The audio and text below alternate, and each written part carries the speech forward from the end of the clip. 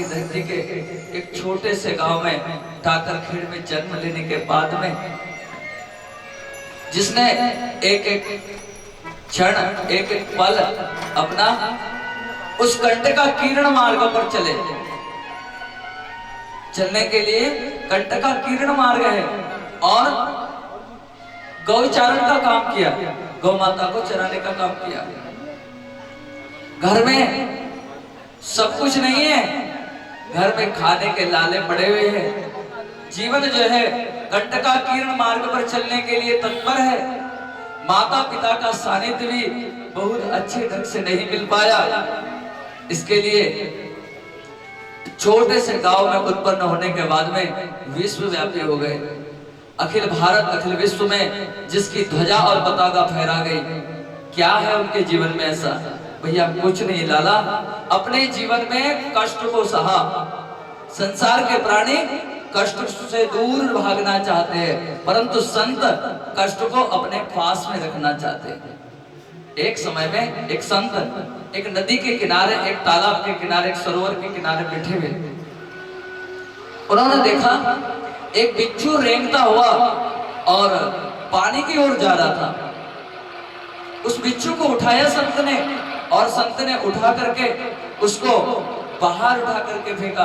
बोले भैया पानी के अंदर में मत जा, तेरे प्राण चले जाएंगे। तो उस बिच्छू ने उस संत को डंक उठा करके मार दिया, जोर से तड़क हुई और संत ने उसे नीचे रख दिया। पुनः बिच्छू पानी की ओर जाने लगा। संत को दया आई, अरे भैया पानी में मत जा बेटा, तुझे क्या मालूम कि पानी में तेरी मौत है।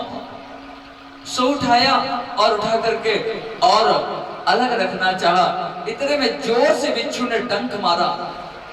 तो किसी राहगीर ने कहा, अरे बाबा तुम्हारे को मालूम नहीं ये बिच्छू डंक मारता है, इसके डंक में बहुत विष होता है, इस विष से मनुष्य बहुत तड़पता है। तब प्यारे गुलाब बाबा कहने लगे, संत कहने लगे, सुनो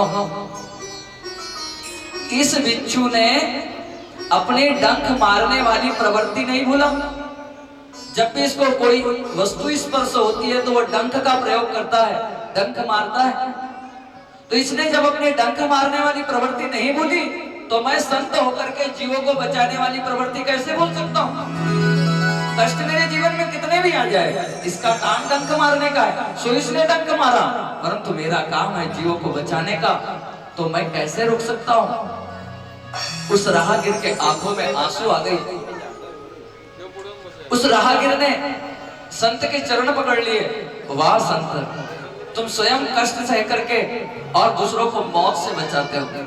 हाँ, गुरु भी ऐसे ही है, जिनको हमने गुरु रूप में वर्ण किया है, वह गुलाब बाबा भी ऐसे ही हमारे, जिन्होंने कंटे का किरण मार्ग पर चल करके उस तपती हुई धूप में गोचारण किया, अपने जीवन को संयमित किया और भगवान से प्रार्थना की, हे ईश्वर, हे सच्चिदानंद, मुझे वो पात्रता दीजिए जिसके माध्यम से मैं लोगों का दुख हरण कर सकूं। हे परमात्मा, मुझे वह अमृत का कुंड दीजिए जिसका जल पान करने से रोगी रोग मुक्त हो जाए, जिसका जल पान करने से जीव जीव भाव से मुक्त हो जाए। उस अमृत कुंड के जल को पान करने के बाद में वाणी के अंदर में भाई का दिल भाई जीते, एक बहन से नहीं लड़े और धर्म और संप्रदाय जातिवाद मिट जाए और हर मनुष्य के अंदर में समता जागृत हो जाए। बस इसी के लिए वह अमृत कुंड खोद करके रखा है। बाबा ने कहा यहाँ पर लाखों जीव आकर के जल का पान करेंगे। जल का पान करने के बाद में वह जीव बाबा तुम्हारी दया से समता, सरलता, सादगी और सज्जनता का जीवन जीते रहेगा। इसीलिए बाबा ने वे अमृत कुंड खोदा। परंतु उसके हृदय में क्या था? किसी ने पूछा बाबा से किसी ने पूछा, क्यों बाबा तुम्हें संत कहते हैं, तुम संत हो? बोले नहीं।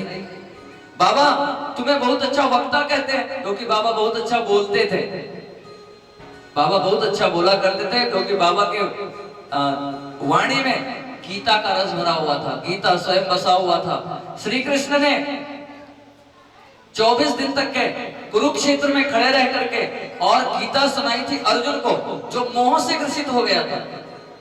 मोह से ग्रसित हो गया था अर्जुन, जिसको मोह हो गया था, ये मेरा मामा है, ये मेरा काका है, ये मेरा चाचा है, मेरा ताऊ है, ये मेरे बड़े बुजुर्ग है। तो श्री कृष्ण ने वो गीता सुनाई थी जिसके माध्यम से मोह दूर हो गया था अर्जुन का। और अर्जुन का जब मोह दूर हो गया तो उसने कहा करिष्ये वचनम तव। सज्जनों, हमको भी बाबा ने यही गीता सुनाई है। क्यों? क्योंकि आज संसार के अंदर में जो आग लगी है उसको बुझाने के लिए बाबा की वह अमृतमय गीता ही हमारे जीवन के लिए सार्थक होगी। वो गीता जिसके एक एक जीवन चरित्र से, एक एक वाणी से हम लोगों का जीवन धन्य हो रहा है।